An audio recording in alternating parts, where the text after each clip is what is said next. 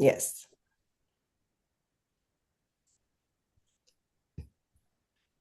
All good? Yeah. Yeah. All right. Assalamu alaikum, everyone, and a very warm welcome to you all. On behalf of Imamia Medics International UK chapter and Al Sadiq Virtual University, it's my great pleasure to welcome you to today's joint online webinar. Thank you for joining us for this academic session titled Overview of Cellular Therapies. This webinar is part of our ongoing commitment to promoting high-quality medical education, fostering academic collaboration, and keeping healthcare professionals updated with advances in modern medicine. Today, we are honored to have with us an esteemed guest speaker, consultant hematologist, Dr. Hussain Janan. It is my privilege to introduce Dr. Hussain, who works at Portsmouth Hospital University NHS Trust. Dr. Janan is a highly experienced clinician specializing in the diagnosis and management of both malignant and non-malignant hematological disorders. His key clinical interests include cellular therapies, stem cell transplantation, and advanced treatments for blood cancer. In addition to his clinical work, Dr. Janan is actively involved in clinical research, multidisciplinary patient care, and medical education. Through his contributions, he continues to play an important role in improving patient outcomes in hematology and advancing the integration of innovative cellular therapies into routine clinical practice. We are truly grateful to Dr. Janan for taking the time to share his expertise with us today. Without further delay, I would like to invite Dr. Hussain to begin his talk on cellular therapies. Over to you, Dr. Hussain. Thank you, Dr. Qurat. Assalamu alaikum to all, and thanks for inviting me to this occasion. And I'm really grateful to all of you. And I don't really know the audience, like I think so it's mostly medics, what I gather. So can you guys see my slides?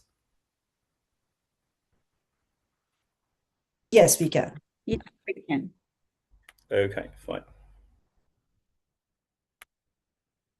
Yeah, so today our topic is overview of cellular therapies. So I kept it slightly generalized because if it goes too specialized, it might not be much interesting to many of the audience. So starting with the cellular therapies, looking previously like we're having the chemotherapies and then moving towards the targeted therapies, and also the cellular therapies treating patients with their own cells. So there are different forms of cellular therapies. So today I'll be discussing mostly, it will be the CAR T therapy. These are the T lymphocytes, T cells. And we'll be talking about allogeneic stem cell transplant. So, and then the next one will be the donor lymphocyte infusions. I will go in depth once we go through each of those. So CAR T cell therapy, CAR T cells, they are the lymphocytes, T lymphocytes, in which we give that, we individualize the therapy, rather we call it personalized therapies. And because we treat the patients with their own T cells, and that require a lot of like sophisticated management and very sophisticated process. And I will go through that one by one.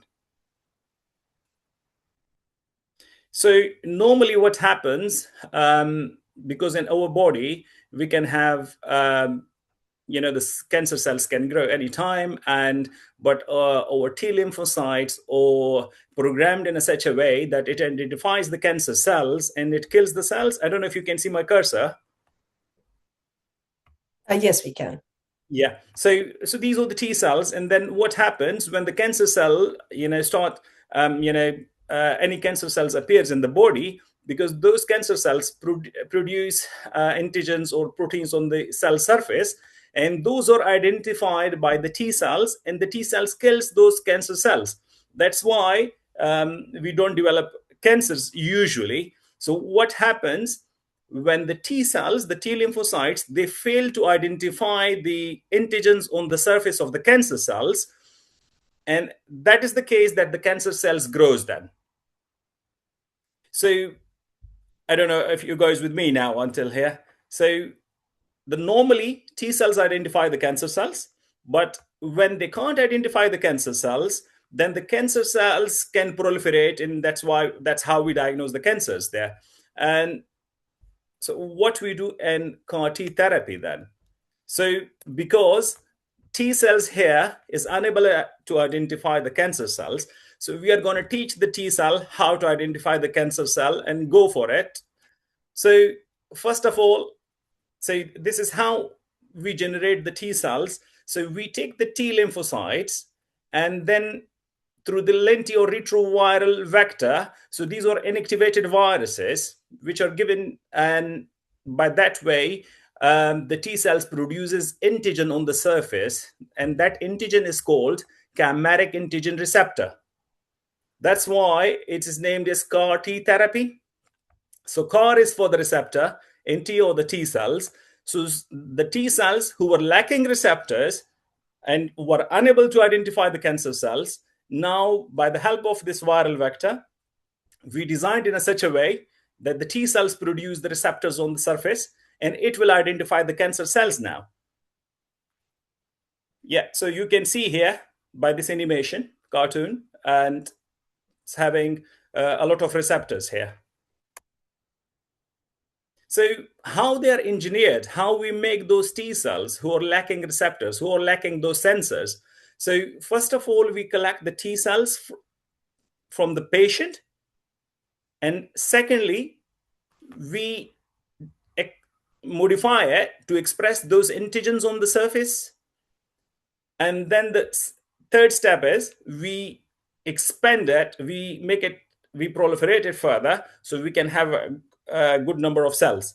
And then we reinfuse that to the patient, and that will target the cancer cells then.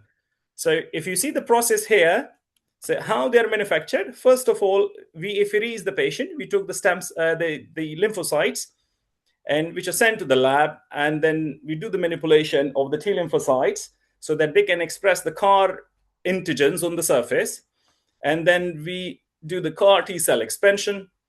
And once those cells are ready, they are shipped back to the hospitals, and where those are infused to the patients after giving them some chemotherapy, which is called lymphodepletion chemotherapy. And after that, we infuse the cells.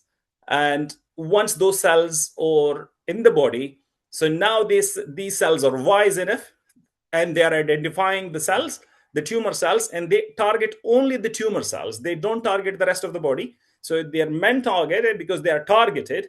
And now when they are in the body, they identify that this cell is not, this tumor cell is not normal. So they go and attack them and kill them. So what are the conditions where we can give CAR T cell therapy? So I'm based in UK, so I think I will go with the nice approvals. So it is approved for some of the conditions. Mostly it's lymphomas, and also for ALLs as well, acute lymphoblastic leukemia. And then in the lymphomas, we have different lymphomas like DLBCL. We have mantle cell lymphoma, and also for follicular lymphomas. So given in those conditions, these are the indications for using the CAR T cells.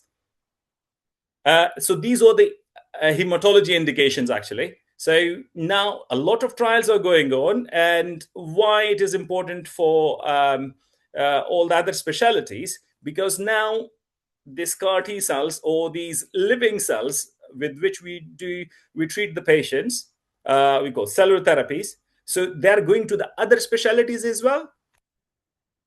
So there are many conditions which are not treatable or which are refractory to the treatments and those specialties. Then they are also receiving CAR T cells now, but they are on trial basis. But soon they're going to come into those specialties, like some rheumatological and autoimmune conditions, like you can have SLE and a few others, which I will go in the next slide, I'll show you. And then some neurological conditions and some solid tumors as well.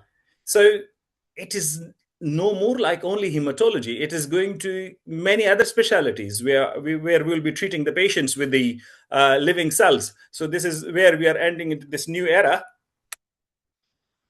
Then coming, which autoimmune conditions are potentially treatable with the CAR T cells? So vasculitis, autoimmune encephalitis, and CIDP, neuromyelitis optica, refractory autoimmune hemolytic anemia, ITPs, GVHDs, POEM syndrome, inflammatory bowel disease, pemphigus vulgaris, so myasthenia gravis, SLE. So it's going a lot into those areas.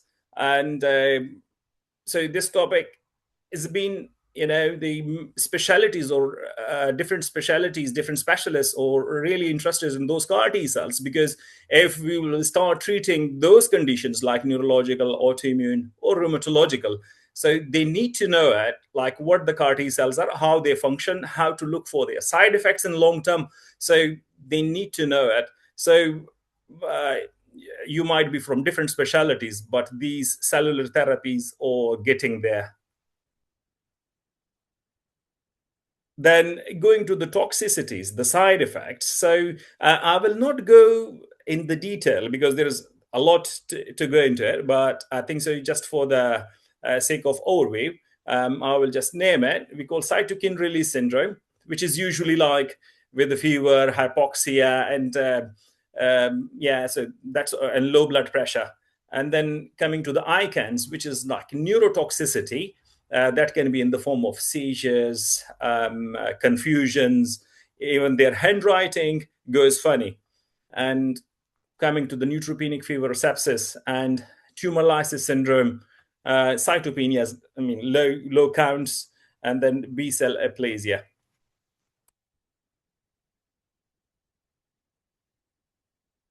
Am I going too fast or too slow? Can you? Hello? It's perfect. It's perfect. Thank you.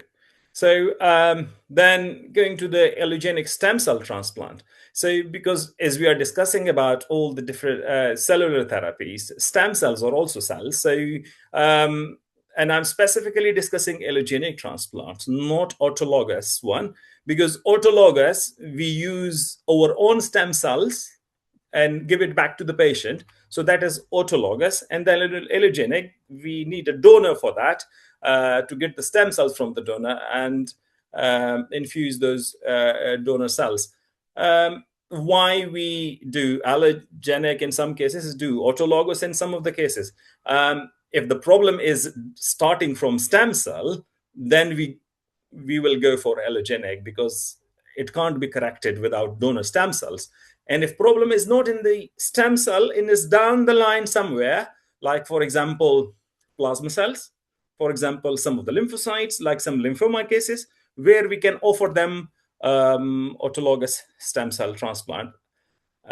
So let's go to the allogenic stem cell transplant. So I will just quickly go through the process, and then we discuss a bit of each bit from those headings. First of all, indications where we do those.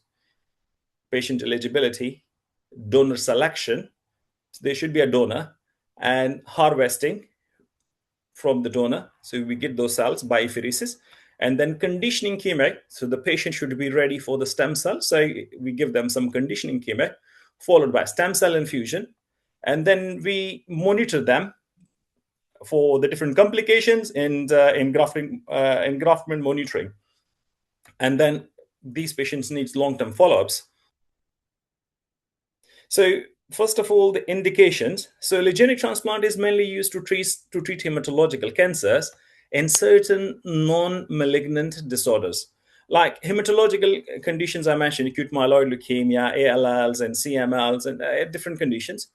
But mentioning the non-malignant one, so the non-malignant, like we have sickle cell disease patient, if they are having loads of transfusions and they have developed multiple antibodies and they can't cope with that many transfusions, so then allogenic transplant can be offered. And then coming to the patient eligibility factors, so which can be different things, disease status, other medical conditions of the patient, and overall fitness of the patient. So usually if the patient goes above 70, it is hard to transplant them. Then And also if they have very bad kidneys or very bad heart disease, like heart failure, for example, ejection fraction very low, it's difficult to transplant them. So these are the different factors we look at before going to transplant those patients. And so next is donor selection and stem cell harvesting. So first of all, when we identified that this patient needs the stem cell transplant, and then the next thing is we have to select the donor for that patient, and we do the HLA typing and look for the best match to the recipient, so that they can to avoid complications later on with the best match. So that depends mostly on the HLA typing, but it can be other factors as well, like CMV or blood group, age of the patient. So these are the different things which help us in the donor selection. Usually, so donors are younger than 35 years. So try to go for the younger stem cells. And then stem cell harvesting. So this harvesting can be from different sources. Like one is the bone marrow, other is peripheral blood, third is umbilical cord. The commonly used is the peripheral blood. How we use the peripheral blood? We give them some growth factors and bring the stem cells into the blood, and from blood we freeze them and collect them. Previously, bone marrow were used, and also in some centers still umbilical cord transplants are done. Like Manchester is one of the example where they MRI, that's the Manchester Royal Infirmary, where they do the cord transplant. So the cord transplant is more complicated than the peripheral blood and others. So we select the donor based on those criteria. Then we took the stem cells from the donor. Next is we start preparing the patient by giving them conditioning chemotherapy. So why we give the conditioning chemotherapy? Sorry. Okay. So we give the conditioning chemotherapy. The conditioning chemotherapy is given to the patient so that we remove all the stem cells from the bone marrow. It just clearly wipe out the bone marrow. And also it makes spaces there so that when we are giving stem cells, those stem cells can go there and make nests there and start producing cells from there. So after the conditioning chemotherapy, few days later, we give them that donor cell infusion, the stem cells which we have taken from the donor. P20, yes. No, P20. Yeah. So we give them those donor cells. And after giving the donor cells, we monitor the patient for a few things. One is engraftment, just like when we put a graft in the tree. So exactly like, because we give them the stem cells and we were waiting for it once it engrafts, and there are different indicators how we know this is engrafted. So we have criteria for it, like when we have neutrophils above 0.5 for a couple of days. So we think, okay, this is engrafted. So these are the indicators, because the stem cells already started producing their own cells now. And also what happens if patient receive donor cells which are a different blood group? So what will happen by the end of the transplant? The patient blood group will become the donor blood group. For example, if the recipient is blood group B and received a cells from the donor who is blood group A, that patient will become blood group A. Then going to the complications. So there are multiple complications. I'm not going into each one of those, just the major ones. Neutropenic sepsis is quite common. Graft versus host disease. VOD, we call veno-occlusive disease. And viral reactivations, if someone's have a previous history of CMVs, EBVs, and the other viruses, those can be reactivated. Graft failure, it's possible we give them the stem cells and it might fail. And long-term complications include endocrine dysfunctions, which can include different endocrine organs.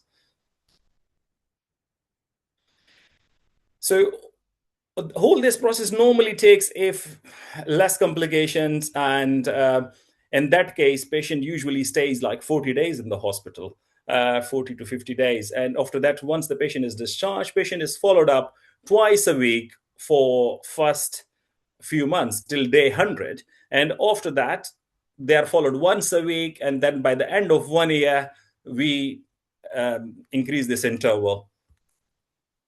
And also that is the time we think about revaccinating them.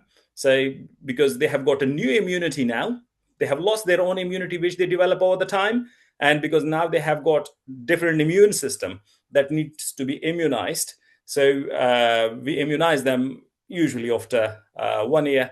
I'm not going into the details of that criteria and everything, otherwise it becomes too complicated.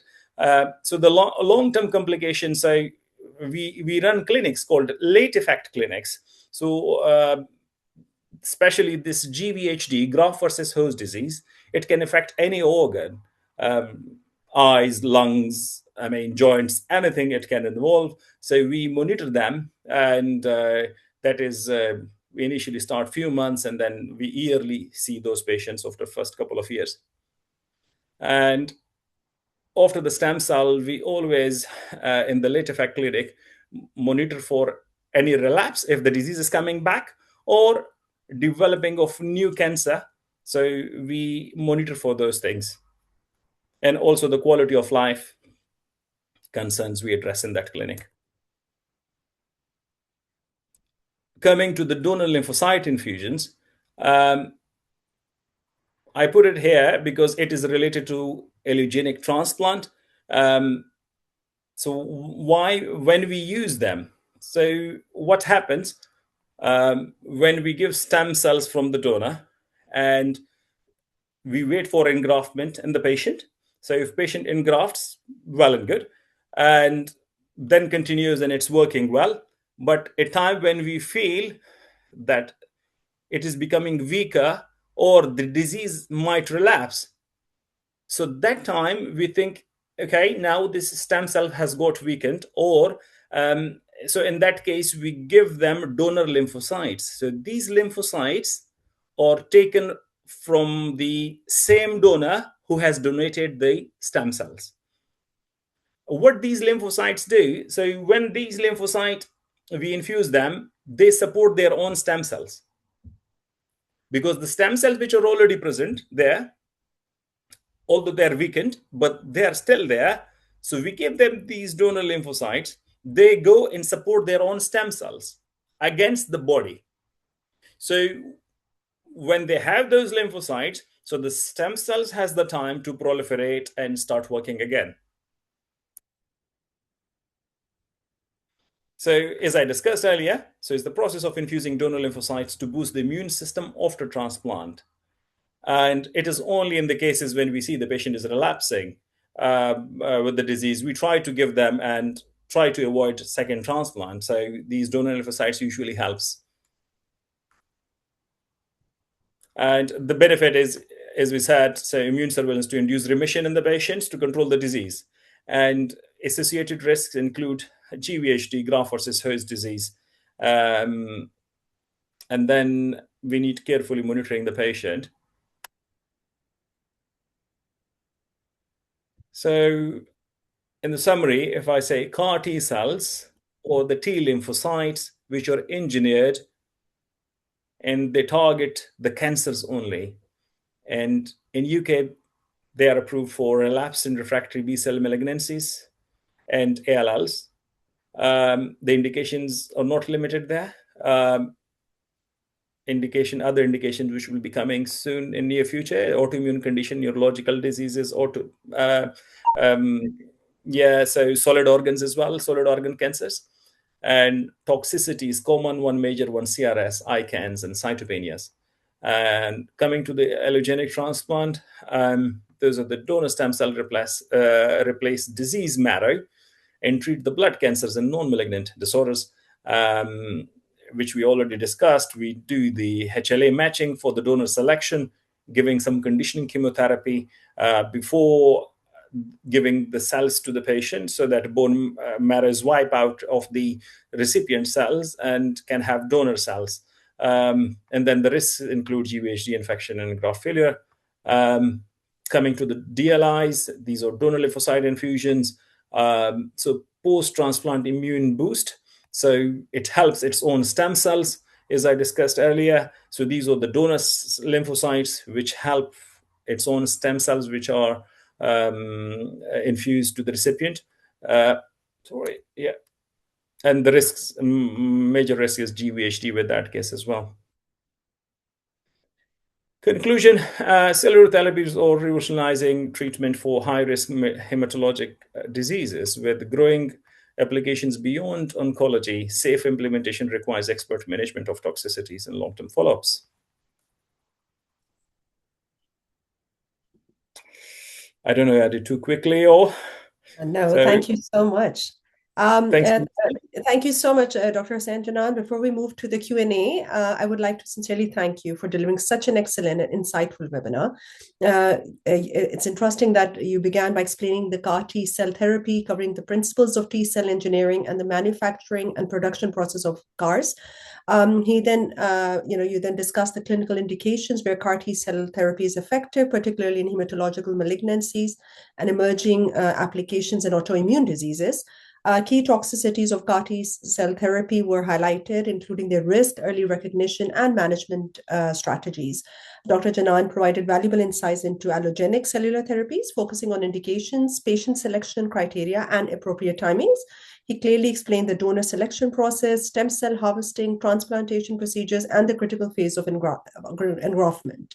The session also covered the donor lymphocyte infusion, including its indication, potential benefits in disease control, associated risks such as graft versus host disease, and expected clinical outcomes. Important complications of cellular therapies were discussed, followed by an overview of long-term outcomes, survivorship, and quality of life. Once again, thank you so much, Dr. Hussain Janan, for sharing your expertise and making this advanced topic accessible and clinically meaningful. We will now open the floor for questions and discussions. Thank you. Thank you for listening. Yes, please. Anyone, please unmute yourself and you can ask questions directly, or you can put it on the chat and we can ask for you.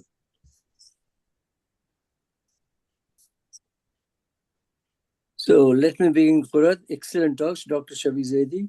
So it's an excellent talk and something which is fascinating not only for clinicians, but also non-clinicians, those who are in research, for example, people who are doing basic research, because these precision medicines and targeted therapies is a new field. It's the horizon, it's changing in terms of medical. I have just one question. This run to disease is the same as graft versus host reaction? And if so, how often do you see it in your practice? Sorry, can you repeat again? So what specifically about GVHD, yeah? No, I'm just talking, graft versus host reaction. Is it the same as it was called the Hunt's disease or Hunt's reaction in olden days? I have no idea about Hunt's disease. Okay. Because graft versus host disease, what happens normally is like, because these stem cells, they are foreign, and especially in allogenic transplant, not in CAR T cells or their own cells, patient own cells.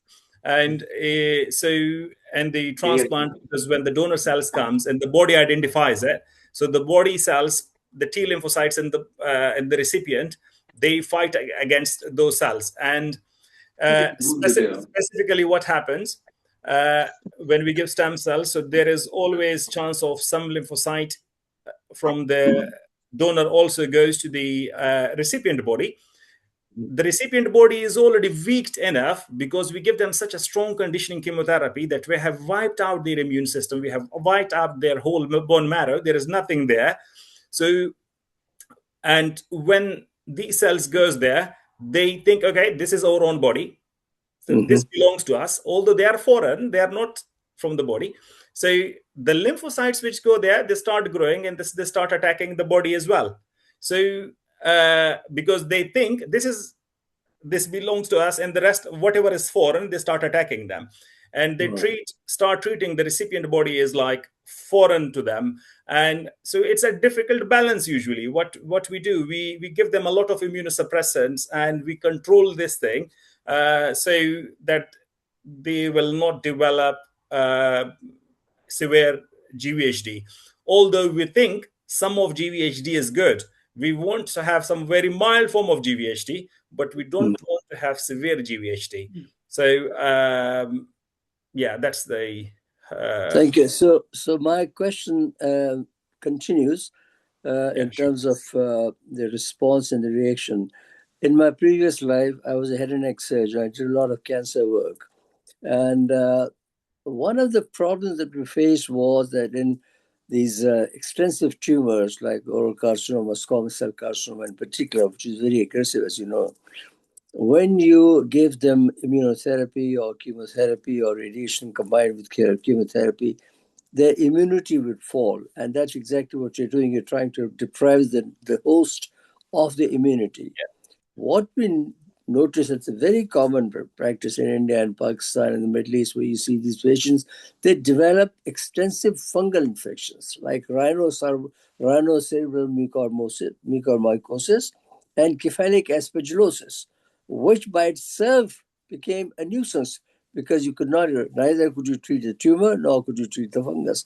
So they had dual pathology at the time. Have you encountered any cases of fungal infections post? So actually, we think fungal infections are more contributed to the prolonged neutropenia, because these patients are not having neutrophils for ages, because when we give them wipeout and for prolonged period, they're not having neutrophils. So that's one of the main thing they develop fungal infections. Yeah, GVHD is totally a different process. That's more like graft versus host effect. But we often see those patients with the fungal infection, severe fungal pneumonias. And as I mentioned, neutropenic sepsis, but I didn't go into the further detail. And it's, fungal pneumonias are common. PCPs are common. We give them antifungal prophylaxis and we give them antibiotics till they recover their neutrophils, because they will need, as I said, we need to prevent the bacterial infection, we need to prevent the fungal infections. And as far as the PCP prophylaxis is concerned, we can't give them cotrimoxazole, which is quite myelosuppressive, because if we give them, that might affect the stem cells and might not be able to engraft well. So what we do normally in those patients, we give them pentamidine nebulizer. So that is given every 28 days. By the time they have developed engraftment, they have engrafted, and they have their own neutrophils. So we give them this pentamidine nebulizer before we discharge them, and we continue this for 2-3 months. So once we feel they're okay, then we start cotrimoxazole, although which is myelosuppressive, but by that time they have enough cells and they can tolerate it. Thank you so much. Thank you so much, Dr. Hussain. There's a question posted on the chat. Can you explain the difference between harvesting SCs from adipose tissue versus BM? Which one is viable and recommended after 40? Sorry, what was it? Can you repeat? Let me check. If you can unmute Brother Hadi, Baha Al-Din Hadi, you can ask the question directly if you want. Yes, please. Yes. Thank you very much, dear Dr. Hussain, for your kind, very informative lecture, and really appreciate your kind effort. I have one question regarding the harvesting technique and the type for the stem cells. Which one you prefer regarding the extraction of the cells from the adipose tissue or bone marrow after 40 years? So as I discussed, there are different type of transplants we do, which include bone marrow transplant, peripheral stem cells, and third was the cord one, umbilical cord. So the common these days is peripheral blood one. So why we prefer that one? That is much safer and much easier to do it. So we give them GCSF, which is also called filgrastim. These are the growth factors. We give them those injections. So what it do, it makes the stem cells, they come from the bone marrow to the peripheral blood.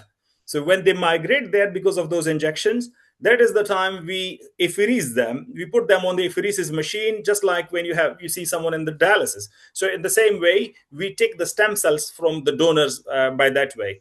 That is one way. The cord one is a complicated process. We don't normally do it. It's done in very specialized centers, even in the UK. It's not in many. I think so. We have a couple, 2-3 centers who are doing this umbilical cord ones.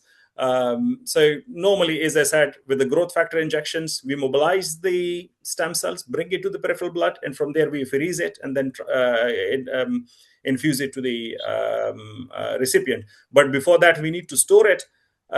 So the stem cell directory, the donor directory, is quite extensive here in the Europe.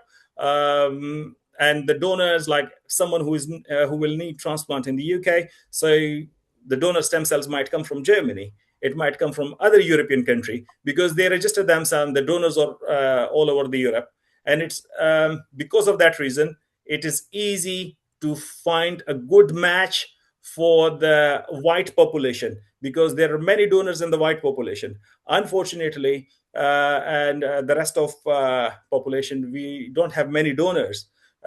When anyone among us, when we get sick, we get such conditions, and then finding a good match is really difficult thing. Okay, so the autologous you prepare rather than allogenic type? Now, so as I said, if the problem is in the stem cells, like for example AMLs, ALLs, and then they will need stem cells from someone else. If the problem is not in the stem cell, is down the line, for example, in the plasma cells, which is in myelomas, or lymphocytes, which are in lymphomas, so then the stem cells are okay. So what normally we do, we take the stem cells from the same patient and store it, and then we give them strong chemotherapy to wipe out their bone marrow. So down the line, because the problem is down the line, not exactly up on the stem cell, and we give them back those stem cells. So it is no more called transplant now, although the terminology is still used, but this is, we rather call it stem cell rescue. Okay, thank you. Yeah. Perfect. Any other questions? Looks like it was, mashallah, very self-explanatory. So we're just gonna, inshallah, on behalf of Imamia Medics International UK chapter and Al Sadiq Virtual University, we would like to extend our sincere thanks to Dr. Hussain Janan for generously sharing his time, knowledge, and expertise with us today. We're also grateful to all our attendees for their active participation and engagement throughout the session. This brings us to the end of today's IMIS SAVAEU joint webinar. We hope you found the discussion on cellular therapies informative and clinically valuable. Thank you once again for joining us, and we look forward to welcoming you to our future educational events. Many thanks, Dr. Hussain. Thank you, Dr. Qurat, and thanks everyone for listening, and thanks for inviting me to IMI. I'm really grateful. Thank you so much. Thank you. Allah Hafiz. Allah Hafiz.